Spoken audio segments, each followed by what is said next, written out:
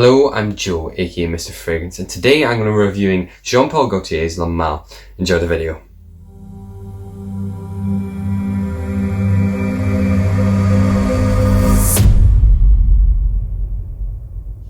Welcome back. So yes, thank you everyone for getting me to 100 subscribers. I'm well past that mark now, in at least in my terms. So this is what I'm going to be looking at today. This is Jean-Paul Gaultier's La Malle. I've always said the name different to other people, and you know what? Maybe I'm just saying it wrong. Maybe I'm just saying the name wrong. But at least I know that this is called La Malle. That's what I know for sure. But yeah, Jean-Paul Gaultier. People say it differently. I always struggle opening this, by the way. This is a brilliant presentation. Absolutely love this kind of velvet red thing that holds this bottle in place. It's always been a revealing bottle, hasn't it? I guess that's how I've described it. Revealing in terms of the male figure. But no, this is such a popular fragrance. This has always been talked about so much in the fragrance community, and I thought I would do my interpretation of this fragrance for you guys. So yeah, I've got a note breakdown, and I'm just going to do my usual thing and tell you my opinions on Jean-Paul Gaultier's La Malle, even if it's maybe a little bit different and more controversial to your views of this fragrance. So here we have it, the famous fragrance that is La Malle. It's got this kind of iconic ringed pull kind of thing on the top, as many fragrances do, and I love the bottle really. I think it just completely forgetting about the shape of it. I think it's got really nice kind of clouded glass feel to it, and you know, compared to other glasses that leave finger marks on them, I tell you what, this is such a relief to have a fragrance that doesn't just show up your finger marks. So that's something that's quite nice. But no, the fragrance, it was released in 1985. Correction, it was released in 1995. I had a feeling it was one of the two. And the nose behind this fragrance is Francis Kirk de Jean. Now, he has participated in creating loads and loads and loads of Jean-Paul Gaultier fragrances, many different La Malles. I think he's been behind the parfum version of this fragrance. He's been behind the navy in the navy, the Superman. There's so many of these La Malle fragrances which he's partaken in being a part of creating, but he was a main nose behind this fragrance.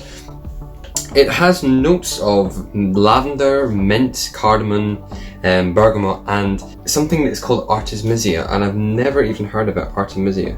There are middle notes of cinnamon, orange blossom, and caraway, and they have base notes of vanilla, tonka bean, amber, sandalwood, and cedar. So it has a pretty sweet and woody base.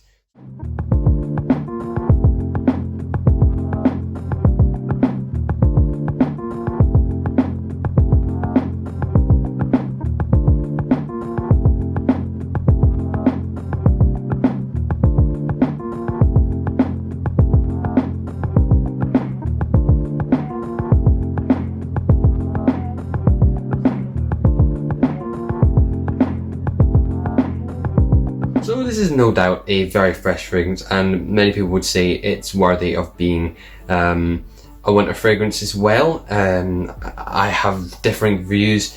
Now, I'll talk about my views at the end. For now, I'll just tell you how I feel the scent smells. So, really good atomizer. Now, you can immediately pick up that kind of mintiness, and again, it could be partly, it's almost like placebo with the colour of the bottle. It's got a minty look to it, but there's a spicy cardamom is there as well. With top notes of lavender, you're gonna, no doubt you're gonna have some sort of floral top notes, but lavender isn't in itself, isn't such a floral top note. It's almost got aromatic hints to it. And I think that's where you're getting this from. And one of my controversial views about this fragrance has been that it actually smells a little bit like baby wipes. And that's not necessarily actually a bad thing. People might think baby wipes, alright, okay, that's disgusting. No. It doesn't. It's just got that kind of fresh, and it's got a smell that's almost like chamomile. And chamomile, whilst it's not in the fragrance, that it has a smell partially like wipes, baby wipes and baby oils. It's got that kind of subtle calming like quality to it, and it's very nice. It's obviously then that's bringing out this freshness in this scent. In the base is notably some very hearty notes. So you've got your tonka bean in there. The tonka bean is going to create a very earthiness, as well as the vanilla, which isn't going to create an earthiness, but it's going to add to the sweetness, which is going to balance out that earthiness.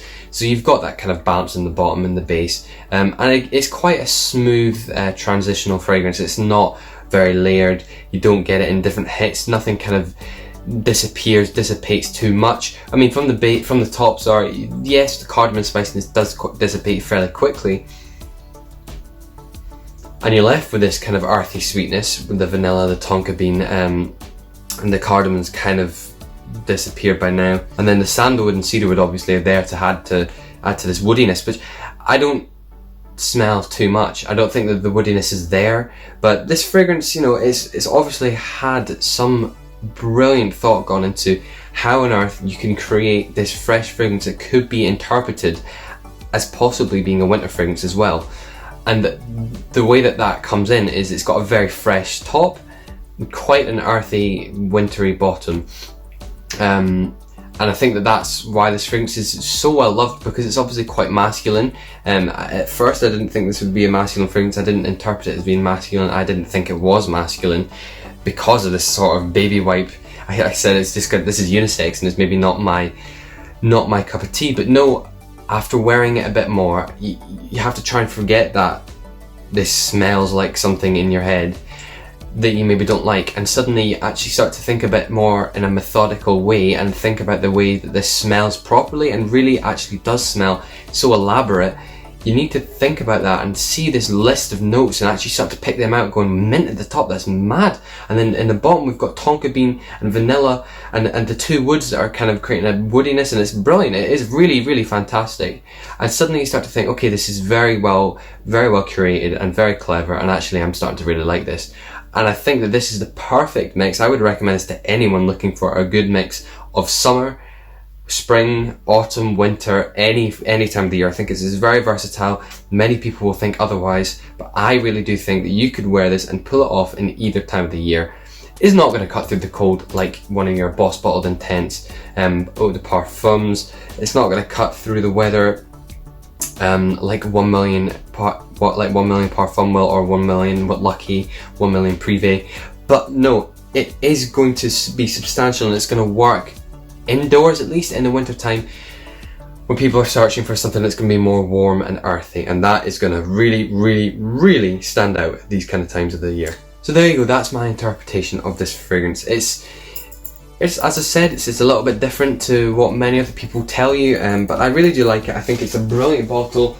I think it's a really nice scent, and I want to hear your thoughts. Anyone that thinks this smells like baby wipes or baby oil, please let me know in the comments so I know I'm not the only one, because I really think it has that kind of smell to it. So thank you so much for watching the video. Please do like, subscribe and comment to my channel. There'll be another video coming out of this fragrance, and next I think I'm going to be comparing it to a clone. So thank you for watching, and yeah, I'll see you next time on Mr. Fragrance.